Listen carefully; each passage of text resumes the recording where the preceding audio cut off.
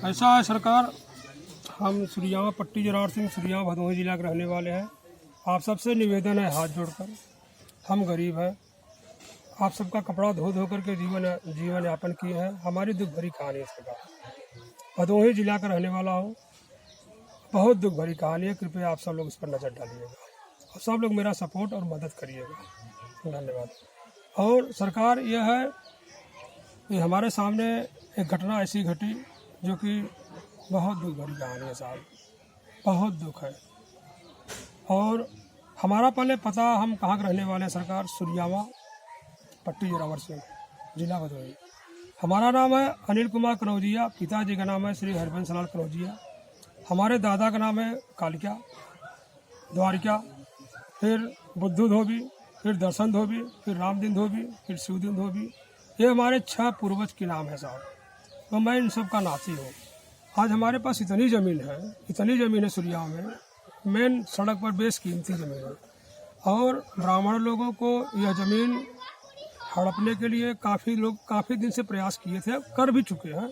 हम लोग नहीं जानते थे, क्योंकि हमने रिकॉर्ड रूम से जब जानकारी किया तो हमारे पूर्वज का नाम रिकॉर्ड रूम से तैयार हुआ। तो मैंने 229 एसडीएम कोर्ट में मुकदमा दायर किया साहब 2015 में, जो कि उसका निराकरण नहीं हो पा रहा है। और हमेशा हर शनिवार के दिन थाना दिवस पर थाने पर जितने भी एसडीएम और थानेदार आते हैं, बदली जब होता है तो हर बार और हमेशा परमानेंट हर शनिवार को थाने पर बुलाकर मुझको डराते हैं, धमकाते हैं, कहते हैं कनौजिया ऐसा है वैसा है, तुम्हारी ज़मीन नहीं है, ये है वो है, इतना पैसा ले लो, छोड़ दो, गरीब आदमी हो। साहब हमारी ज़मीन को हड़पने के लिए सब बहुत परेशान किए।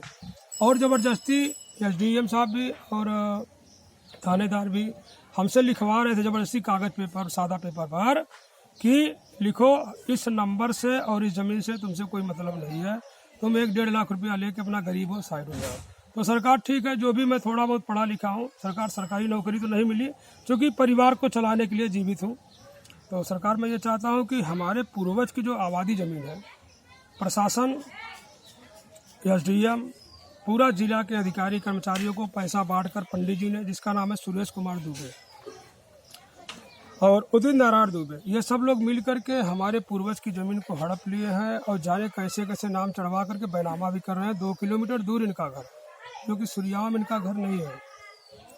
हमारी आबादी ज़मीन है, आबादी ज़मीन पर हम लोग कपड़ा भिगोते हैं, बहुत सारे नाथ खूटा रखे हुए हैं कपड़ा वपड़ा बोरने के लिए, और कपड़ा डालने के लिए डारा वारा सब बना था, उस पर हम अपना जीवन यापन कर रहे थे सरकार आज पूर्वजों से। तो ये जो मंगलवार है 22 तारीख को, जो मंगलवार 22 सितंबर को, इन्होंने मंगलवार के दिन ये घटना करना चाहते थे कि आक्रमण किया जाए। पानी बरस रहा था तो सब अधिकारी लोग वापस चले गए। तो संडे के दिन जो है ये फाइनल हुआ कि उस दिन आक्रमण किया जाएगा। तो हमें मौका मिला सरकार, तो मैं एसपी के यहाँ, कमिश्नर साहब के यहाँ और मुख्यमंत्री जी के यहाँ स्पीड पोस्ट किया कि रविवार के दिन 27 तारीख को हमारे परिवार को ये लोग जान से मारने की धमकी दे करके गए हैं, सुरेश कुमार दुबे और भी इनके और भी लोग थे। तो हम लोग डरे, तो हमने लेटर दिया इन सबको।